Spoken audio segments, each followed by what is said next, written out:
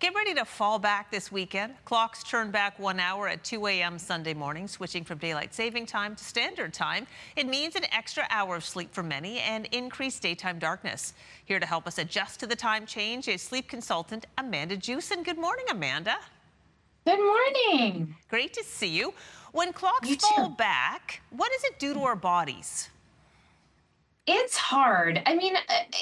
In all honesty, the fall back is kind of good for human bodies. We like to go to bed later. And actually, when we fall back on the clock, we're going to bed later. So bodies can do that. We also get a little bit of sleep in. So that hour we lost in the spring, we suddenly find it again on Sunday, which is lovely. However, outdoors, this time change, people report despite the extra hour of sleep, feeling groggy, tough, tired. That could be related to some of the light exposure as well. This time change comes at a time where our light exposure is lower, the days are shorter, the darkness is longer, so it can be tough on us. It is. Psychologically, that can be very challenging. What about with parents of young children? Does the time change impact little ones? Yes, my husband always jokes that this time of year is my Super Bowl, and it is because there's so much to talk about. So, if you have a child that typically gets up at 5 a.m. to begin with, which is really tough, when we fall back, 5 a.m. on the clock becomes 4 a.m. Ooh. Psychologically, that is really tough. So, folks may really want to start. Now you have a few days, start pushing bedtime a little bit later. So if your child is going to bed at, let's say, 7, we're going to start 7:15, 7:30 up until you get to time change. That will hopefully over a number of days push your mornings out as well. Okay, that's great. Let's talk about, I love that. Let's talk about more things we can do to help us adjust to the time change better. You were talking about an alarm clock when I was preparing Yes. for this interview. Let's talk about that. Absolutely. I sleep with one legitimately for the last 9 years. And because we live in such a dark climate, but a sunrise alarm clock can simulate, excuse me, light exposure in the morning. So you can set it for, let's say, 7 o'clock in the morning, and over about 15 to 20 minutes, it slowly mimics the sun, telling your body, hey, the sun is up, we should be awake. So it's going to catch you at the lightest part of your sleep, wake you up, make you feel more refreshed.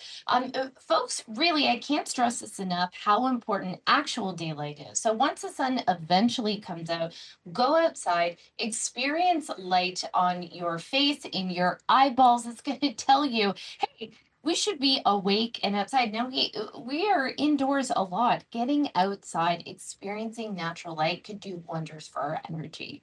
Oh my gosh, that's fantastic. Yeah, just getting outside whenever you can. Although it is fall, so it's not as bright. Yeah. Any idea of like how we can bring, when it is dark at night, any ideas how we can bring Yeah. light into our life? It's hard. I work from home, so it's easy for me to go and do like a 10 or 15-minute walk in the morning when I have a break. But, if you work in an office or on location, go outside for that 5-15-minute break. And it is a little bit chillier, but we have a ton of evidence to show that morning sunlight specifically, it helps stabilize your circadian rhythm. So time change means our body clocks are changing. So exposure to the light's going to stabilize your internal clock.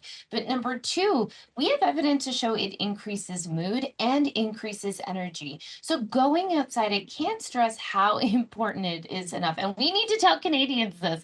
You gotta go outside, even if it's cold outside. But going outside for that 5 or 15 minutes during your break, making it intentional can make all the I difference. love it. I'm going to put that on my to-do list for sure. We're pretty much out of time, Amanda, but in general, how Yeah. long does it take for our circadian rhythms to adjust when we have a time change?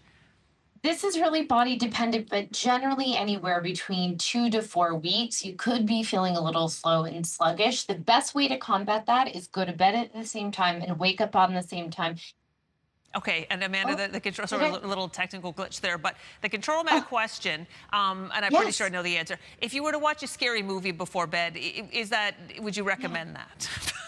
Never. Absolutely not. And especially not Poltergeist. Even talking about that movie scared me. I know, my heart rate's elevated. All right, Amanda, thank you so much for your Really? time this morning, and happy time change My to you. pleasure. You too. Thank you. That was Amanda Jewson.